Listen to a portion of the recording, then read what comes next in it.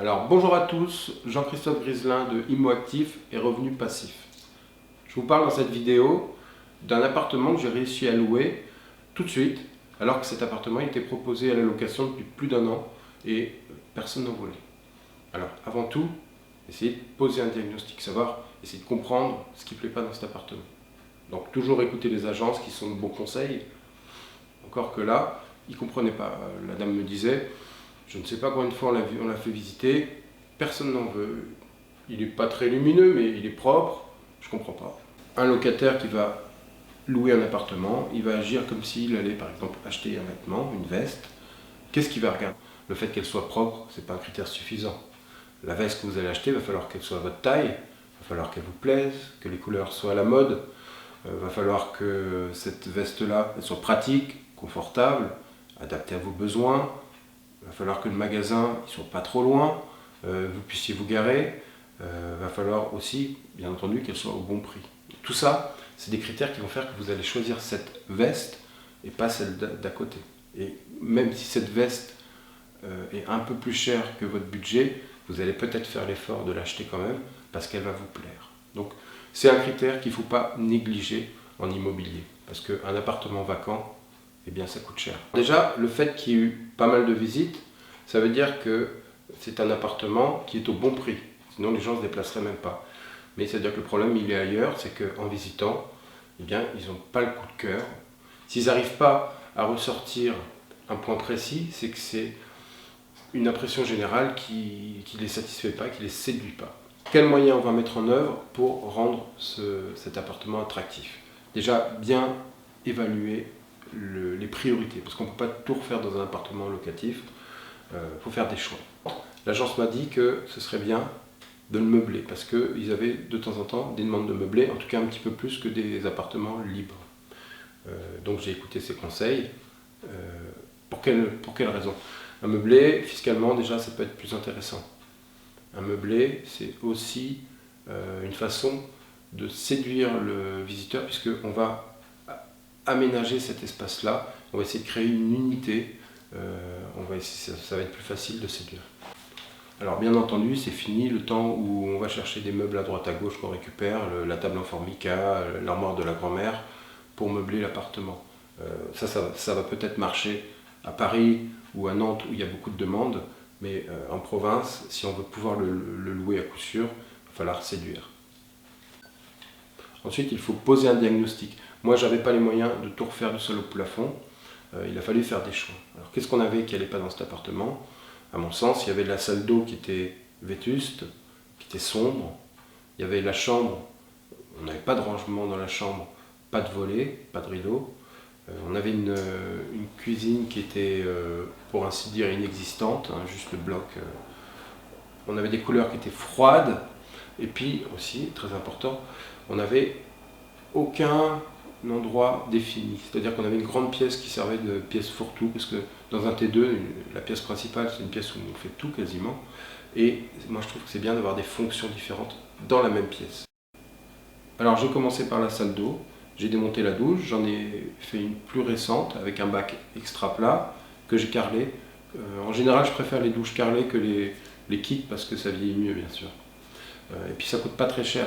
Surtout que là, le bac à douche, je l'avais acheté dans un magasin de déstockage. 14 € moins 50%, donc 7 € je l'ai payé. Ensuite, le meuble que j'ai mis sous évier, pareil, c'est une promotion, je l'ai eu à 75 € avec le miroir. Et puis j'ai choisi de faire un petit placard pour cacher mon ballon d'eau chaude.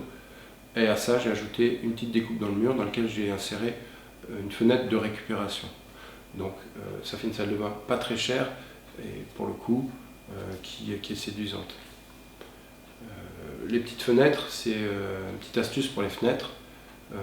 Vous allez voir votre menuisier, vous allez voir des grandes enseignes qui changent les fenêtres et ils se débarrassent des anciennes qu'ils ont démontées. Ça permet toujours de faire des séparations intérieures parce que même s'ils n'ont pas les qualités isolantes pour l'extérieur, en intérieur elles sont souvent pratiques et en plus elles sont jolies souvent. Alors la chambre, c'est bien d'y faire le noir, j'ai mis 2 volets avec du contreplaqué et des charnières. Le lit, j'ai fait une petite tête de lit pour matérialiser l'espace avec des palettes. et j'ai créé un petit dressing juste avec des planches en stratifié blanches. Ça permet d'avoir du rangement, et ça c'est une chose que les gens regardent, du rangement. En plus, un dressing, ça a une connotation un peu standing, un peu à la mode. C'est toujours plus valorisant qu'une armoire. J'ai séparé mon espace principal qui fait 24 mètres carrés en 5 espaces. J'avais une entrée, un coin bureau, une cuisine, un salon, une salle à manger. Comment on peut séparer des espaces? Ça peut être des murs, c'est pas l'idéal dans une petite pièce. Ça peut être des cloisons mobiles, ça peut être des claustras, ça peut être une différence de couleur au mur, au sol, au plafond, des différences de hauteur, ça peut être des vitrages, ça peut être plein de choses qui vont permettre qu'on se sente bien, qui vont refermer l'espace. Mon entrée, j'ai créé un petit sas avec une fenêtre de récupération et j'ai ajouté un placard dans cette entrée-là. Alors ce qui est intéressant, c'est que mon placard, en fait, je l'ai mordu sur la cuisine, les 50 cm² que j'ai pris dans la cuisine, pour deux raisons. Parce que d'une, c'est bien d'avoir pouvoir mettre ses manteaux quand on arrive, et de deux, dans une cuisine, un meuble d'angle, c'est jamais l'idéal. Donc je l'ai condamné, et ça m'a permis de récupérer cet espace-là dans l'entrée. Ensuite, il y a le bureau, donc, que j'ai délimité par une étagère, qui permet de cloisonner l'espace sans le fermer, bien sûr, qui permet aussi le rangement. Ensuite, il y a l'espace salon, donc, que j'ai délimité avec un plafond que j'ai découpé et que j'ai remonté. Ça m'a permis de mettre en valeur des poutres. À ça, j'ai ajouté un éclairage. Alors ensuite, vous avez la cuisine. Donc cet espace que j'ai délimité par le plafond, j'ai cette fois-ci descendu. Ça m'a permis aussi de passer toutes mes gaines électriques et VMC à l'intérieur.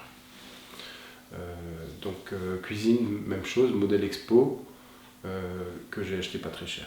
Ensuite, vous avez la salle à manger, avec donc cette petite table et une lampe qui vient délimiter l'espace par son éclairage précis. Donc le fait d'avoir séparé mes espaces, ça va créer vraiment un espace qui semble plus grand et où on aura moins de mal à se projeter à mon avis. Pour mes couleurs, plutôt que ce bleu qui était une couleur froide, j'ai choisi un marron qui était plus chaud, que j'ai mis surtout en sous-bassement parce qu'il ne fallait quand même pas qu'il soit trop présent, vu que c'était une couleur sombre. Alors pour l'éclairage, ce qui est important, c'est d'avoir un éclairage technique, bien sûr, c'est le premier auquel on pense qui va permettre d'éclairer, là on a besoin d'y voir clair. Mais bien souvent on oublie l'éclairage indirect, l'éclairage qui va créer l'ambiance, et tant qu'à faire, on va éclairer quelque chose qui est intéressant, qui donne envie d'être éclairé. Bien rénover un appartement, ça m'aura permis de trouver un locataire, de le garder, de le trouver tout de suite, d'augmenter mon loyer et si le locataire s'en va, de trouver quelqu'un après. Parce qu'un logement vacant, ça coûte cher. Et ça montre à quel point c'est important de soigner l'apparence d'un logement. Si cette vidéo vous a plu, retrouvez-moi sur Immoactif et Revenus Passifs. Vous avez le lien un petit peu plus bas, puis vous avez la petite touche j'aime si vous voulez. Merci, à bientôt.